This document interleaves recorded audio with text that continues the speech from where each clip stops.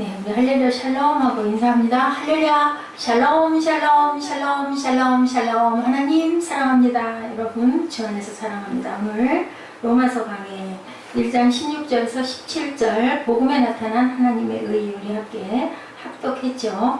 로마서 1장 16절과 17절은 로마서 전체의 주제가 되는 말씀입니다. 우리 한번 우리말로 한번 다시 한번 큰 소리로 우리 합독합니다. 내가 복음을 부끄러워하지 아니하노니 이 복음은 모든 믿는 자에게 구원을 주시는 하나님의 능력이 됨이라. 먼저는 유대인에게로 그리고 헬라인에게로라.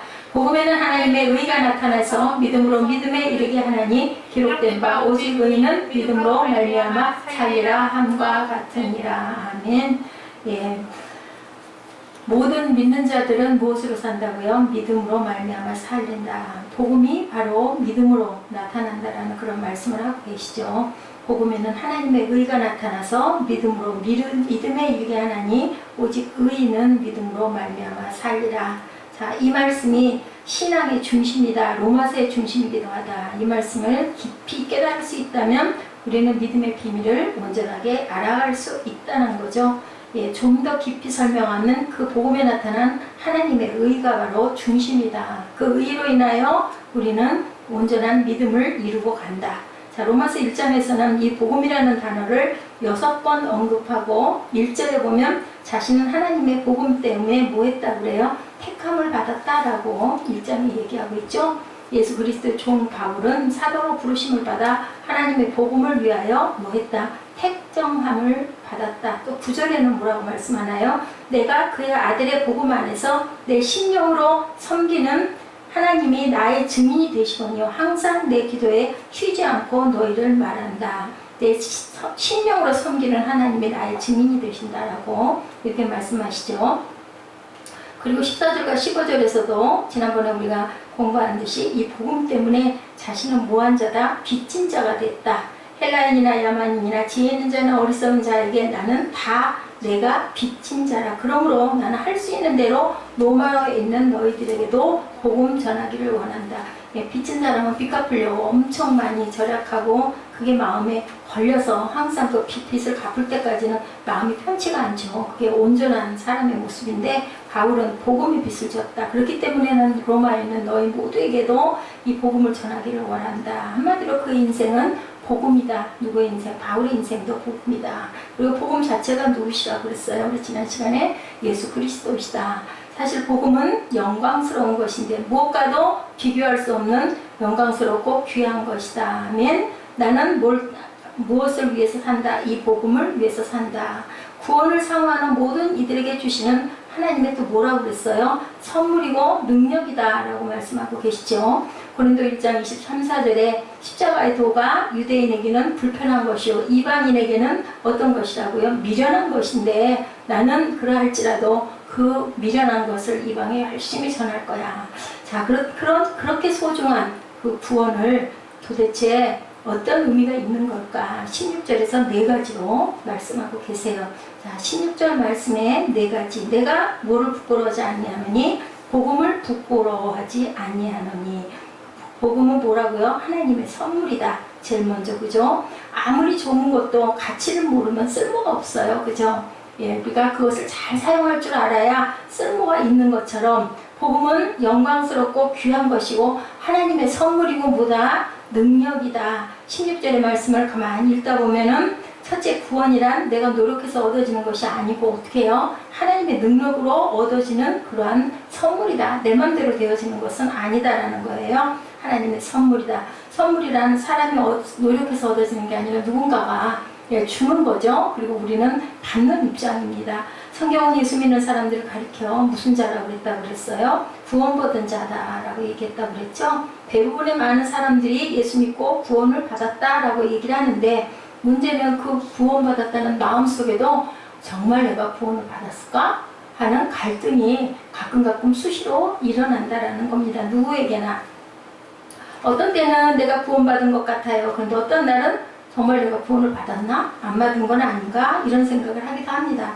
누군가 당신 구원받은 것을 믿습니까? 라고 질문했을 때 사무엘아 할렐루야 아멘 하고 얼른 대답할 수 있어야 된다. 그냥 입에서 자동으로 아멘 하고 튀어나올 수 있어야 된다. 그런 준비가 늘 돼 있어야 된다. 왠지 마음속에서 불안하고인지 아닌지 모르겠다라는 마음이 들 때는 내가 한번 나를 점검해 볼 필요가 있다.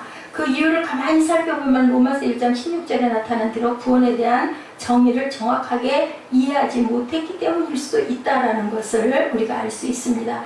내가 복음을 부끄러워하지 아니한다. 이 복음은 모든 믿는 자에게 구원을 주시는 하나님의 능력이 됨인데 그것은 유대인에게요 그리고 헬라인이라는 건 뭐예요? 모든 사람들에게 다 필요한 구원이라는 거죠. 내가 노력해서 선행을 해서 구제를 해서 착한 일을 해서 교회에 열심히 나오고 열심히 헌금하고 열심히 봉사하고 얻는 구원이 얼마나 안전하겠느냐? 그건 아니다. 하나님의 능력으로 선물로 우리는 받은 거다. 사람이 노력해서 받는 것은 구원이 아니다. 절대로 인간은 인간을 구원할 수 없다. 진정한 구원은 인간 밖에서 나에게 와야 된다. 무슨 능력으로? 하나님의 능력으로. 오늘 말씀의 내용이 그겁니다. 구원은 하나님으로부터 오는 것이 진짜다. 많은 사람들이 구원은 하나님부터 오는 것이라고 믿으면서도 동시에 내가 노력해서 얻는 것이라고 이중적으로 생각할 때가 있어요.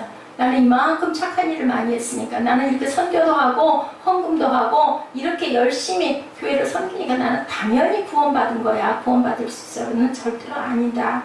16절에 복음은 모든 믿는 자에게 구원을 주시는 하나님의 능력이 됨이라. 누가 주신다고요? 하나님이 주시는 것이다. 하나님의 능력으로. 우리는 하나님이 주신 구원에 대해서 이런 예를 들어 우리가 한번 설명해 보죠. 사람이 노력해서 얻는 구원을 마치 촛불에 비유해 보면 촛불에 비해서 태양은 어때요?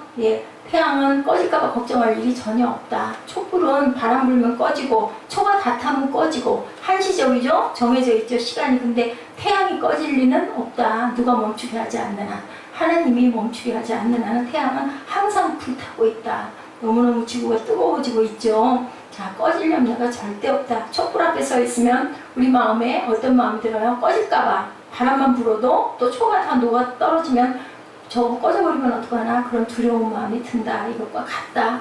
선행을 통해서 얻는 구원은 늘 이렇게 불안하다. 내가 착한 일을 이만큼 했지만 우리가 1시간 후에는 내 자신도 상상할 수 없을 정도로 어떤 상황이 변할 수도 있고 그걸 제대로 못할 수도 있기 때문에 우리는 늘 불안해한다.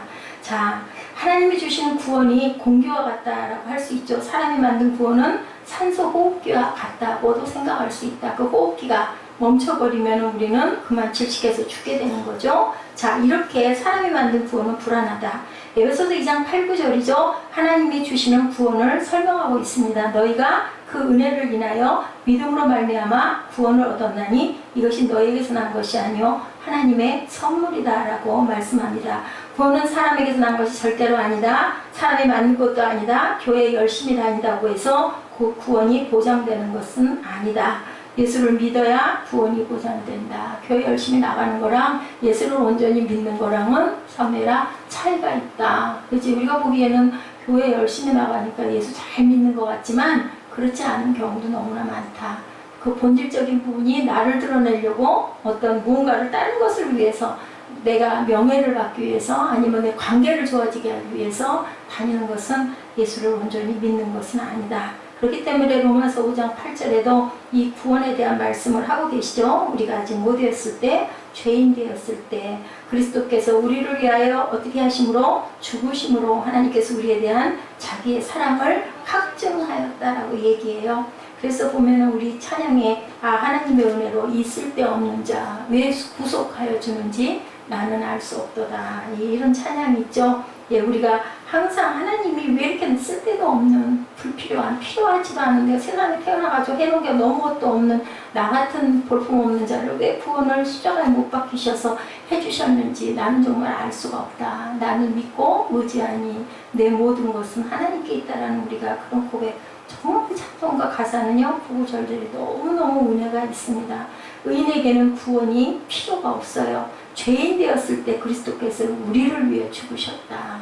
그죠? 죄인에게만. 아픈 사람에게 뭐가 필요하다? 의사도 필요하고 약도 필요하다. 잘난 사람에게도 구원이 필요가 없다. 건강한 사람에게는 의사가 필요 없는 것과 같다라는 거죠.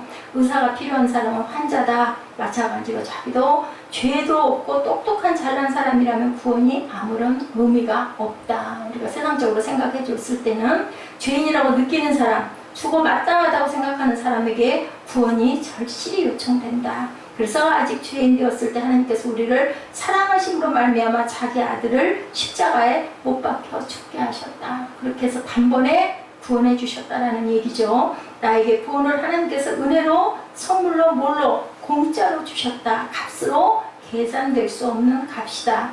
근데 비싼 것일수록 값이 안 매겨지죠. 너무 비싸기 때문에 값을 매길 수가 없는 그런 귀한 물건들이 있습니다. 골동품도 값을 지불할 수 있는 것들은 다 정할 만한 가격이 있기 때문에 싼 건데 정말로 값을 지불할 수 없는 것은 경매에 붙이죠. 그래서 많은 값을 낸 사람이 그것을 차지하게 됩니다.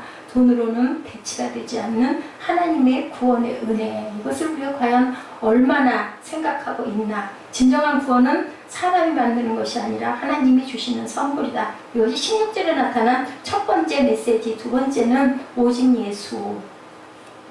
16절에 나타난 두 번째 메시지는 오직 예수. 예수 그리스도를 통해서만 구원이 이루어진다는 메시지입니다. 다시 한번 16절 보죠. 이 복음은 모든 믿는 자에게 구원을 주시는 하나님의 능력이 됩니다. 구원을 우리에게 주시는 하나님의 능력이 뭘까? 바로 복음이라고 말씀하죠. 복음이 우리에게 구원을 주시는 것이고 복음만이 우리에게 구원을 주시는데 그 복음 자체가 누구시다? 그리스도시고 그것은 이꼬로 말씀이다. 성경 말씀 자체가 예수 그리스도다. 그죠?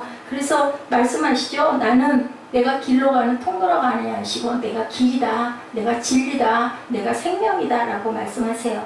어떻게 보면 예수 그리스도가 인간의 시선으로 보면 정말 이상한 거예요. 어떻게 자기가 하나님의 아들이라고. 그러니까 유대인들이 그를 죽이려고 신선모독죄라고 얘기를 했어요. 나는 복음이다, 나는 문이다, 뭐 양의 문이다, 난 내 자체가 그렇다고 얘기를 하는 거예요. 그러니 보면 얼마나 교만한지. 그래서 어떤 사람이 그런 얘기를 했대요. 그 사람은 성자가 아니다, 아주 사기꾼이 아니면은 하나님 자체다라고 얘기를 했다고 합니다. 공자는 아침에 도를 깨달으면 저녁에는 죽어도 한이 없다라는 겸손한 말을 했다고 그래요. 예수께서는 내가 길 중에 하나라고 얘기 아니하시고 나는 길이다, 진리다, 그리고 생명이다라고 말씀을 하세요. 순수한 도를 깨우친 사람 석가모니도 나는 니르반을 향하여 가르치는 선이라고 얘기했대요. 니르반이라는 건 열반이죠. 겸손한 성자들인 게 맞아요. 근데 예수님은 길을 가르치는 것은 그것이 아니고 나는 그냥 길 자체다. 진리를 가르치는 사람하고 진리는 다른 것인데 예수님은 나는 길이고 진리다. 그리고 나는 생명이다. 그래서 그렇게 얘기를 했대요. 하나님의 아들이든지 사기꾼이든지 둘 중에 하나다. 누군가가 그렇게 얘기를 했대요. 성자는 절대로 아니다. 예수님처럼 그렇게 당당하게 담대하게 내가 하나님이다. 그를 봐. 하나님을, 나를 보면 하나님을 본 거라고 이렇게 얘기하잖아요. 진짜 신약에도 보면 그 모든 것들이 정말 너무너무 교만하다라는 거죠. 하나님이 아니면 좀 엄청난 사기꾼이라는 얘기입니다. 자, 이것보다 더 놀라운 말 우리는 사도행전 4장 12절에 다른 이로서는 구원을 얻을 수가 없나니 천하 인간의 구원을 얻을 만한 다른 이름을 우리에게 주신 일이 없습니다. 이 말을 듣고 많은 사람이 넘어지죠. 너무나 독선적이다, 너무나 위선적이다, 그게 무슨 종교냐? 라고 얘기한다고 그래요. 다 좋은 게 좋은 거지 왜 너만 진리라고 말하냐. 요즘에 포스트 모더니즘 다원화가 돼갖고 있죠. 그래서 뭐 부처를 통해서도 하늘나라를 갈 수 있다. 구원은 예수에게만 있는 게 아니다라는 그러한 그 목소리들이 높아지고 있어요. 어느 종교를 믿거나 선을 행하면은 천국에 임한다라는 얘기를 한다는 거죠. 자, 아주 고전적인 예화가 있어요. 남산에 올라가는 길이 어찌 한 길이냐인 거예요. 남산에 올라가는 길은 앞길도 있고 뒷길도 있고 샛길도 있는데 왜 한 길만이냐, 아무데나 올라가면 되지 왜 꼭 이 길로 가야 남산을 간다는 말이냐라는 얘기가 있다고 해요. 남산으로 가는 길은 진짜 많아요. 우리 사무엘은 남산을 걸어서 올라가 보지를 못했죠. 목사님 올라가 봤는데 네, 여러 가지 갈래의 길이 있어요. 상대적 구원을 위해서 공헌하는 많은 종교들이 있을 수 있어요. 이 지상에 사는 동안 이룰 수 있는 일들 여러 가지 다른 방법으로도 가능한데, 그런데 여러분들 천국으로 가는 길은 오직 한 길밖에 없다라는 거예요. 예수 그리스도께서 말씀하시죠. 아까도 말씀한 것처럼 요한복음 14장 6절, 나는 길이요 진리요 생명이니 나로 말미암지 않고는 갈 수가 없다라고 얘기를 하세요. 그죠? 누구에게 갈 수가 없다고요? 아버지께 갈 자가 아무도 없다. 누구로 말미암아 가야 된다? 예수 그리스도로 말미암아 가야 된다. 자, 비행기 타면 비행기 속에서 막 뛰어요. 사람들이 빨리 가려고. 그죠? 그게 뛰어서 소용이 있어요, 없어요? 사실 소용이 없죠. 비행기는 가만히 있어도 비행기가 날아서 빠른 속도로 간다라는 거예요. 그런 것처럼 내가 갈 수 있는 것이 아니다. 비행기가 나를 실어 날르는 것처럼 예수님이 나를 어디로? 천국으로 인도하신다. 아멘? 아멘. 사무엘 눈에다가 힘줘. 자, 옛날에 기독교 교파에서는 신학자가 불교에도 구원이 있다 이런 소리를 해가지고 그만 추방이 된 일이 있다고 합니다. 지금도 그러죠. 그래서 이름 있는 교단의 여러분들이 그런 얘기를 해서 다 같이 하나다, 우리 함께 갑시다, 그런 얘기를 했다고 엄청난 이슈가 된 적도 있습니다. 예, 우리는요, 구원이 어디서 이루어진다고 그랬어요? 믿음으로 이루어진다고 그랬어요. 그리고 성경 안에 보면은 나로 말미암지 않고는 하나님께 갈 수가 없대요. 그러면 복음 자체가 성경이면 성경에서 틀린 얘기를 하는 것은 그것은 옳지 못하다고 저는 생각을 합니다. 그것은 이단이죠. 자, 예수님만이 나를 천국으로 인도하실 수 있다. 왜냐하면 하나님으로 죄 없으신 분으로 우리를 위해서 몸짓고 피 흘리셨기 때문에, 그렇기 때문에 우리는 그분을 통해서만 갈 수가 있다. 자, 이 포스트 모더니즘 사회에 모든 것들이 상대화가 되는 세계에서 예수만이 절대라고 하느냐? 그런 독선이 어디 있느냐? 그런 위선이 어디 있느냐라고 얘기를 한다고 합니다. 태양이 하나가 되어서 우리가 불편할 적이 한 번도 없어요. 태양은 하나이면 된 겁니다. 태양은 절대로 둘이 필요가 없습니다. 우리 부모가 한 분이면 돼요. 엄마 아빠 한 분씩이면. 불편하다고 부모님이 여러 분이 계실 수가 없는 것처럼 우리 하늘 아버지는 한 분이다. 자, 세 번째로 믿는 자의 구원을 얘기하고 있습니다. 우리는 16절에서 구원에 관한 놀라운 진리 하나를 발견하는데요. 믿는 자의 구원이 온다. 예수님이 바로 누구다? 구원이시다. 우리에게 구원을 주시는 하나님의 능력이다. 그러면 구원을 나는 어떻게 하면 얻을 수 있을까? 사무엘, 어떻게 하면 구원을 얻을 수 있을까? 응? 어디 한번 얘기 좀 해봐. 팔짱 끼고 앉아있지 말고 아빠처럼. 자, 구원을 어떻게 해서 얻을 수 있어? 사무엘, 어떻게 하면 얻겠어? 응? 어떻게 하면? 구원은 돈 값이 있어 없어? 값이 없다. 그지? 공짜로 얻을 수 있고, 그것은 하나님의 선물이고 은혜로 주어지는 것이고, 누구든지 자동적으로 구원을 받을 수가 있는데, 구원 앞에 딱 붙어있는 말이 있어. 모든 믿는 자들에게. 응? 믿는 자들이면 누구에게나 하나님께서 공짜로 주신다. 예수님을 영접하고 믿는 사람들에게란 뜻을 갖고 있다. 하나님께서 예비하신 그 구원을 그 사람에게 주신다라는 거예요. 요한복음 1장 12절에 영접하는 자, 곧 그 이름을 믿는 자들에게는 하나님의 자녀가 되는 권세를 주셨으니, 이것은 조건이 딱 하나 있죠.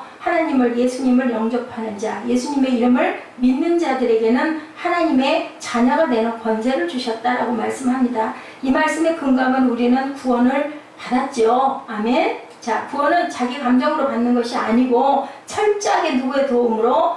하나님의 도움으로 받는다. 자기 의로 구원을 자기 의로 생각을 해서는 안 된다. 선행자라고 착하게 살다 가면 되겠지라고 생각하는 사람들이 있어요. 아유, 교회 나가는 것도 온전치 못하고 그냥 착하게 잘 살고 어려운 사람들 좀 도와주면 그러다 살다 가면 되는 거지. 구태여 종교를 가질 필요가 있느냐. 근데 말씀에서는 그렇게 말씀하네요. 영접하는 자, 그 이름을 믿는 자에게는 내가 구원을 주시겠다. 그죠? 우리가 내비게이션도 길을 잘 따라가야 되잖아요. 아, 목적지가 저기니까 그냥 내가 마음에 원하는 대로 적당히 대충 가다가는 엄청나게 많이 돌아서 갈 수밖에 없어요. 아무리 머리가 똑똑한 사람도 내비게이션을 안 믿고 내 맘대로 가려고 했다가는 그만 온전한 길을 가지 못한다라는 거죠. 철저하게 누구의 도움으로? 하나님의 도움으로만 우리가 구원에 이룰 수가 있다. 자, 내 말을 듣고 나 보내신 이를 믿는 자는 영생을 얻었고, 자, 심판에 이르지 아니하나니 사망에서 생명으로 옮겼다라고 요한복음 5장 14절에도 말씀하시죠.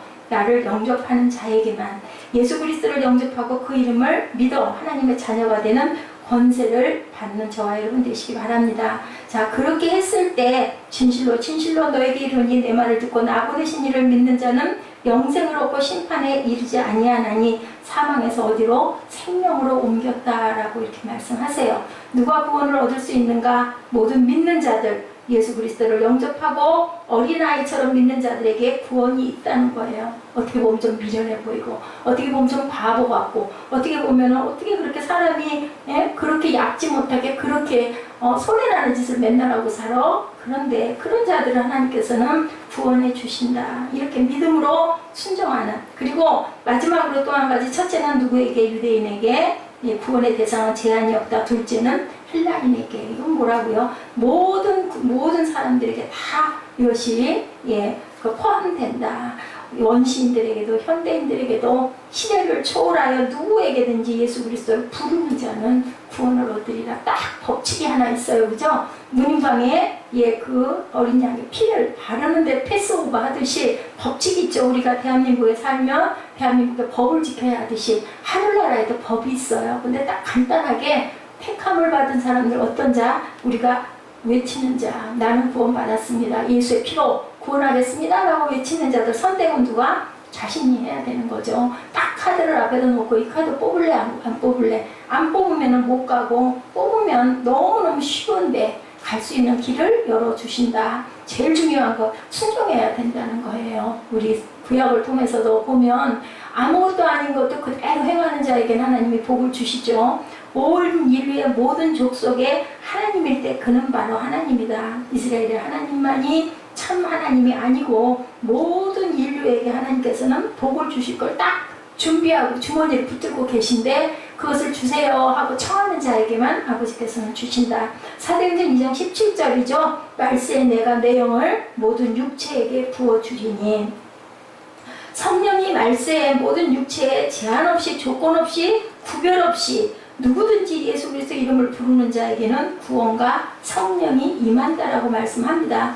구원은 사람이 만드는 것이 아니며 사람이 주는 것도 아니다. 그죠? 형체도 없어요. 모양도 없어요. 눈에 보이지도 않아요. 근데 부르면 성령님 나를 좀 도와주시옵소서 라고 부르면 분명한 건 성령께서 응답하시고 내 안에 역사하신다는 것을 우리는 압니다. 유일한 구원은 뭐다? 하나밖에 없다. 여러분들 태평양은 헤엄을 쳐서 절대로 갈 수 없대요. 근데 도보 해협이나 일본이나 한강은 다니는 사람들이 많아요. 그러면 거기는 누가 더 빨리 갈 건가? 속도가 그저 필요하죠. 누가 1등으로 갈 수 있겠냐. 근데 태평양은 절대로 갈 수 없는 곳이기 때문에 거기는 수영을 잘하는 사람도 수영을 못하는 사람도 아무 상관이 없대요. 못 가니까 거기는. 거기서 법칙이 있다라는 얘기입니다.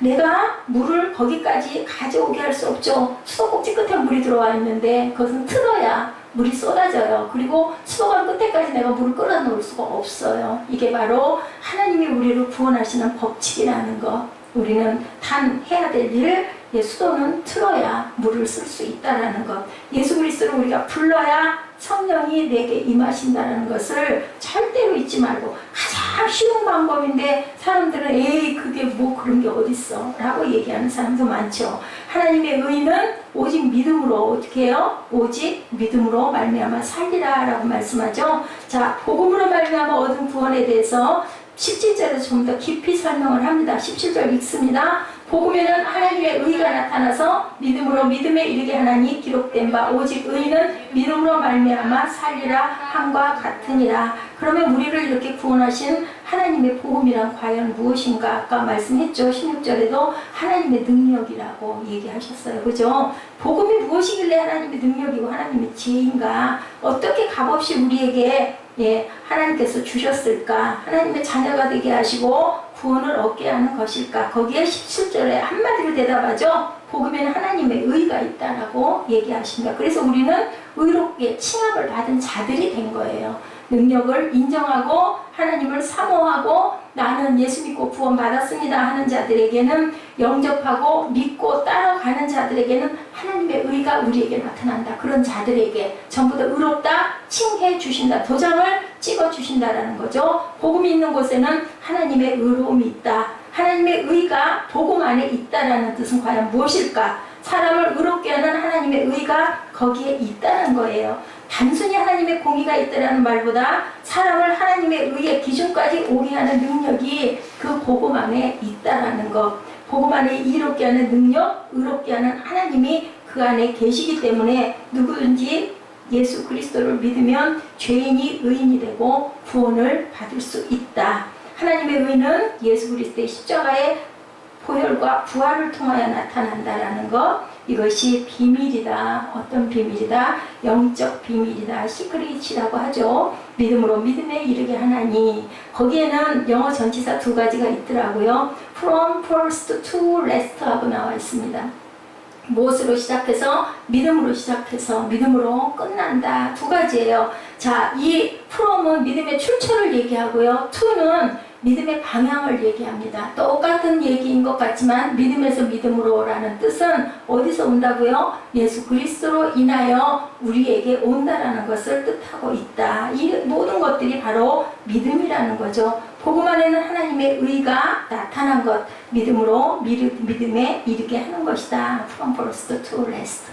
이렇게 해서 시작되고 이렇게 해서 흘러간다. 사도 바울은 하박국 선지자가 말한 유명한 말을 인용하죠. 하박국 2장 4절이죠. 또다시 똑같은 얘기입니다. 오직 의인은 믿음으로 말미암아 사느니라 라고 이렇게 말씀합니다. 종교개혁이 바로 여기에서 일어났어요. 가짜 종교를 때려 부시죠. 잘못된 신앙, 전통적인 신앙, 형식적인 신앙을 이 말씀 한마디가 무거운 망치가 되어서 산산조각으로 깨뜨립니다. 오직 믿음은 오직 의인은 믿음으로 말미암아 산다. 그렇기 때문에 오직 성경, 오직 은혜, 오직 말씀이라고 마틴 루터가 외치죠. 자, 잘못된 신앙, 전통적인 신앙, 형식적인 신앙을 이렇게 깨뜨려 버린다라는 거죠. 무섭고 어두운 중세가 이 말씀으로 탈출받기 시작했다. 중세기의 모든 신앙이 이렇게 어떤 신앙으로, 새로운 신앙으로, 새 것으로 다시 만들어졌다. 이것이 바로 참 믿음이고 참 신앙이고 참 구원이다. 기독교의 혁신적인 진리가 바로 여기 있다. 자, 오늘 우리 교회의 현실은 믿음으로 구원받는다는 기독교 진리를, 핵심적인 진리를 분산시켜 놨다 그래요. 요즘 많은 교회들이 예수 믿으면 만사 형통이다, 건강해진다, 복 받는다, 이런 것들로 믿음을 갖다가 결부를 시켜서 이 꼴을 만들어 놨는데, 그쵸? 예수 믿으면 건강하고 축복도 받고 형통한데, 근데 무엇으로 통해서 그럴까? 꼭 우리가 돈이 많고 부유하게 살고 오래 살고 그것만이 형통한 삶일까? 그걸로 보면 예수 그리스도는 절대로 거기에 포함되지가 못해요. 그죠? 결혼도 하시지 않았고 젊은 나이에 돌아가셨고 가진 것도 하나도 없고, 그죠? 정말 가난했고. 자, 그것은 바로 중심 진리가 아니다. 바로 중심 진리는 믿음으로 사는 것.